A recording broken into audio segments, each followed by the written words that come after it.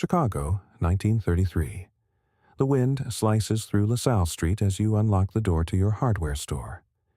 Sales have been thinning for months, but you are not reckless. You have $8,000 saved, 20 years of inventory discipline, and missed vacations. 2,000 of it sits in your desk drawer in $20 gold coins, 50 pieces stacked in a canvas pouch. You lift one into your palm. Cold, dense, immutable. Gold doesn't panic. In March, the banks close. They call it a holiday. Your deposits are frozen overnight. No warning, no vote, just locked doors and printed notices. Customers start paying in crumpled bills. Suppliers stop extending credit. Across the country, depositors convert paper into metal as fast as tellers can count it. The official price remains $20.67 per ounce, fixed by law. Every dollar in your register is legally a claim on gold, and claims are being exercised. Then April arrives. Executive Order 6102. You are required to surrender most of your gold to the Federal Reserve at $20.67 per ounce. Refusal carries fines up to $10,000, more than your entire life's savings, and potential prison time. You hold the coins again, 50 pieces. $2,000, the most stable thing you own. It is no longer yours to decide. Weeks later, in 1934, the government raises gold to $35 per ounce. Nearly a 70% devaluation of the dollar against gold. Your store still operates. Your paper money still spends. The system does not collapse. It resets. Quietly, legally, precisely. The dollar wasn't destroyed. It was redefined. And here's the part that lingers. This wasn't chaos. It was policy under pressure. A controlled response to a constraint that had become unbearable. If a monetary system can change the definition of money without collapsing, what actually protects the definition today? What happened to you in 1933 was not random. It was not political theater. It was not chaos spilling into the streets. It was a sequence. A constraint tightened. The system responded. In this episode, we're going to trace the 3 structural steps that carried a banking panic from whispered doubt to gold leaving vaults to a nationwide surrender order, and finally to a legal redefinition of the dollar itself. It begins with hard convertibility under the gold standard, where every dollar you held was a promise to deliver metal on demand. Fear didn't stay emotional for long. It turned into withdrawals. Withdrawals turned into a measurable drain on reserves. When that drain accelerated, the second step followed. Suspension of redemption. Not ideology, not debate, arithmetic. When claims outrun coverage, the promise must pause. And once convertibility was halted, the final move became possible.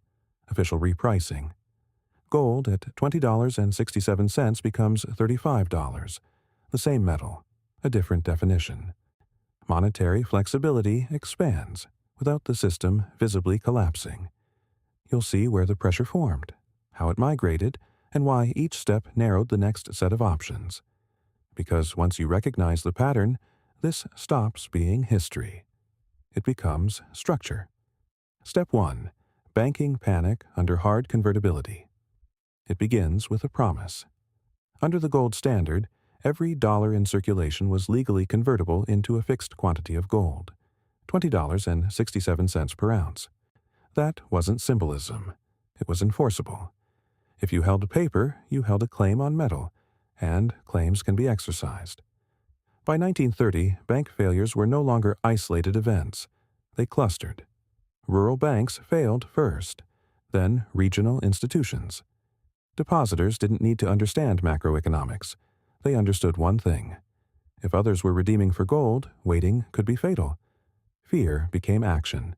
Withdrawals increased. Cash demand surged. And cash, under hard convertibility, was only one step away from gold. Each withdrawal was not just money leaving a bank, it was a potential gold outflow from the system. The pressure was measurable. Gold reserves versus outstanding claims. Coverage ratios versus redemption speed. Buffers versus panic. When a fractional banking system operates under hard convertibility, it survives only while most people choose not to convert. The structure assumes restraint. The moment restraint weakens, arithmetic takes control. Gold began moving out of vaults, into private hands, across borders, toward perceived safety. The clock wasn't calendar-based. It was reserve coverage versus redemption demand. As gold outflows accelerated between 1931 and early 1933, the window narrowed. Not dramatically, quietly, but relentlessly. Each ounce redeemed reduced flexibility. Each bank failure amplified suspicion. Each rumor shortened duration. Zoom in from the balance sheet. If your savings sit in dollars, you now compete with every other depositor for a finite pool of gold. If you already hold gold coins, you are no longer just cautious, you are liquid. If you run a domestic business, credit tightens as banks hoard reserves. If you operate internationally, capital flows toward harder anchors. No speeches were needed, no collapse had occurred. But the system was running on diminishing coverage. And when coverage thins under hard convertibility, something eventually gives. Step 2. Convertibility suspension. By early 1933, the strain was no longer theoretical. Gold reserves were falling. Bank failures were compounding. Confidence was no longer abstract. It was visible in lines, in closed shutters, in cash hoarded under mattresses. Under hard convertibility, every withdrawal carried a second-order threat. Not just liquidity stress, but reserve depletion. And reserve depletion under a gold standard is terminal. When claims approach coverage limits, the system faces a narrowing choice set. Either allow gold to continue draining until convertibility breaks disorderly, or halt redemption before the last ounce leaves the vault. March 1933. A nationwide bank holiday. Transactions pause. Redemption pauses. The promise pauses. Not because gold disappeared, because too many people wanted it at once.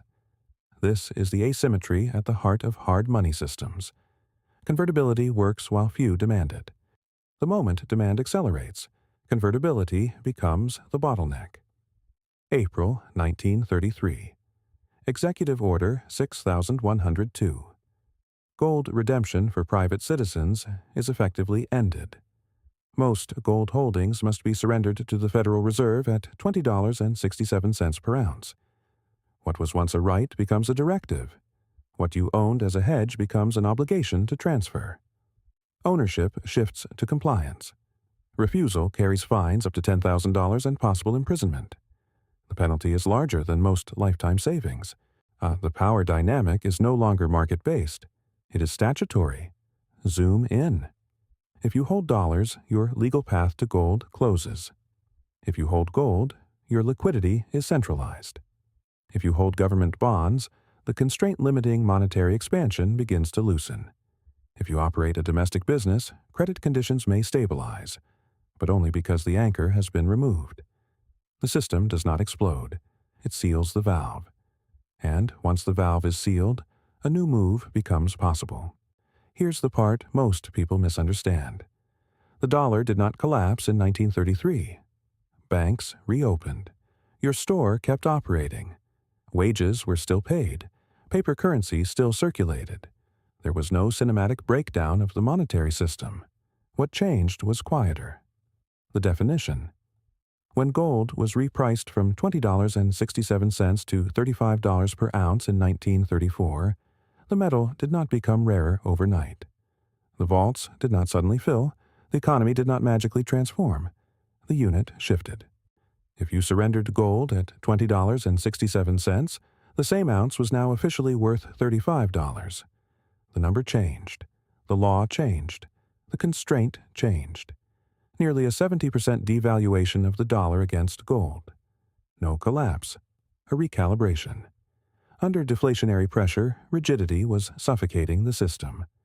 Repricing expanded the government's monetary flexibility without announcing failure. It widened policy space while preserving institutional continuity. The shock isn't that the system broke. It's that it adapted by redefining the measure itself. And if redefining the unit can relieve pressure without visible collapse, what exactly counts as stability? Step 3. Official repricing. Once convertibility was sealed, the final move followed. January 1934. The Gold Reserve Act. The official price of gold rises from $20.67 to $35 per ounce. The metal in the vaults does not change. The number does. That single adjustment carries enormous consequence. At $35 per ounce, the government's gold holdings are suddenly worth far more in dollar terms. The same reserve base now supports a larger monetary structure. Constraint relaxes. Not because new gold was mined, but because the definition of the dollar was altered. Arithmetic, not drama. At $20.67, the system was tight. Deflationary pressure intensified. Credit contracted. Prices fell. Debts became heavier in real terms. At $35, the equation shifts. The dollar represents less gold. Monetary capacity expands. The deflationary spiral loosens. The system does not admit failure. It changes the yardstick. Zoom in again. If you surrendered gold at $20.67, you transferred metal at one definition and watched it revalued at another. The contrast is numerical, undeniable, restrained. If your savings remained in paper dollars, purchasing power would now adjust through prices rather than redemption. If you held domestic bonds, real returns recalibrate as inflation expectations move. If you earned foreign revenue, exchange relationships begin to realign. Nothing explodes. But the anchor shifts. Hard money did not collapse because of scandal. It became unsustainable because flexibility vanished under stress. Repricing restored room to maneuver, without headlines declaring defeat. The sequence is complete. Panic, suspension, redefinition. And once the unit itself can move, stability becomes a function of policy space, not permanence. Under the gold standard, time was not measured in months. It was measured in coverage. Every dollar in circulation was a claim. Every claim depended on a finite reserve. As long as gold coverage ratios remained comfortably above redemption demand, the system could project stability. But once withdrawals accelerated and gold began leaving vaults, duration compressed. Quietly at first, then faster. The clock wasn't printed on a calendar. It was embedded in the balance sheet.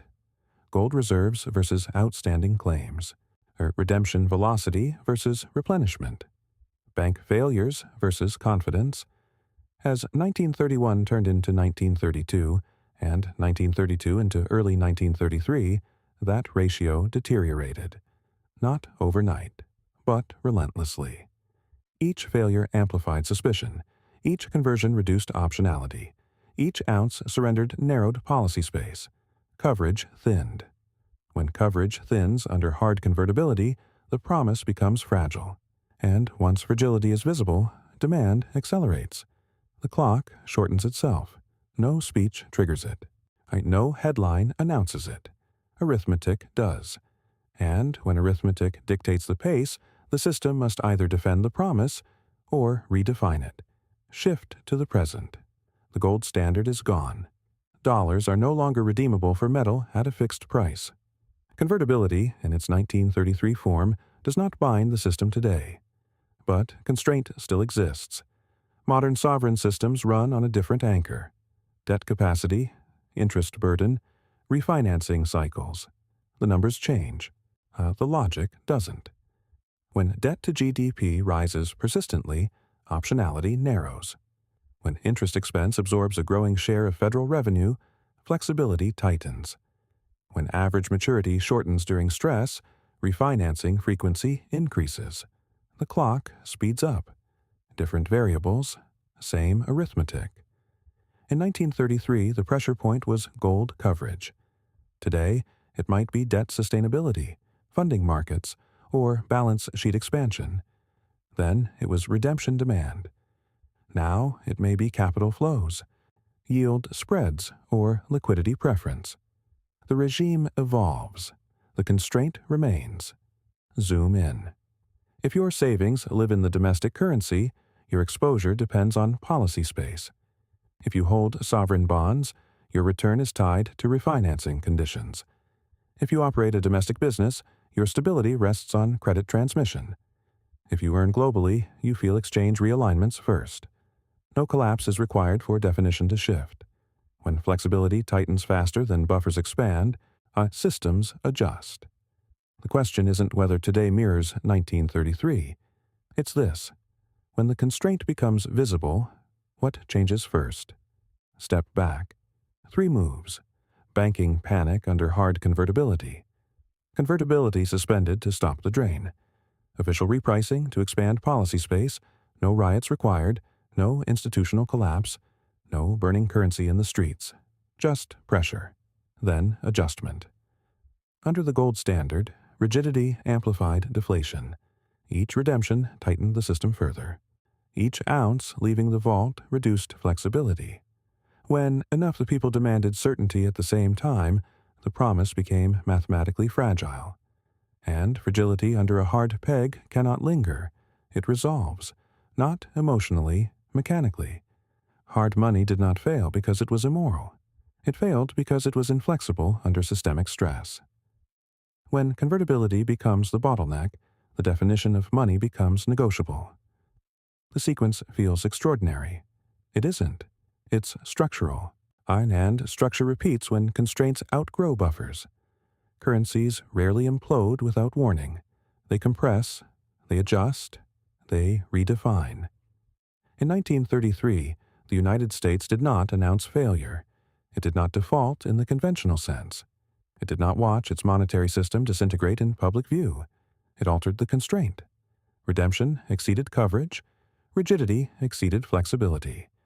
The promise strained under arithmetic. So the promise changed. The dollar survived. Its definition did not. This is the part that unsettles. Stability is not permanence. It is tolerance within a boundary. When claims outrun buffers, the boundary moves. Sometimes loudly, sometimes quietly, sometimes legally. In 1933, the move was controlled, measured, administrative, not chaos, constraint resolution. And if money can be redefined without the system collapsing, what exactly are you relying on when you call something stable? This isn't a story about gold. It's a story about constraints, about what happens when a system built on fixed promises collides with variable human behavior, about how pressure migrates from banks to vaults to law. Not drama, structure under strain. And when structure strains long enough, adjustment is not optional. If this breakdown sharpened how you think about money, not emotionally, but mechanically, you're exactly where you should be. This channel doesn't sell assets. It dissects systems. Because once you understand how definitions change under pressure, you stop asking whether something is strong. You start asking how much room it has left. That question alone changes how you see stability. If this framework resonates, share one structural constraint you believe modern systems rely on most, and why.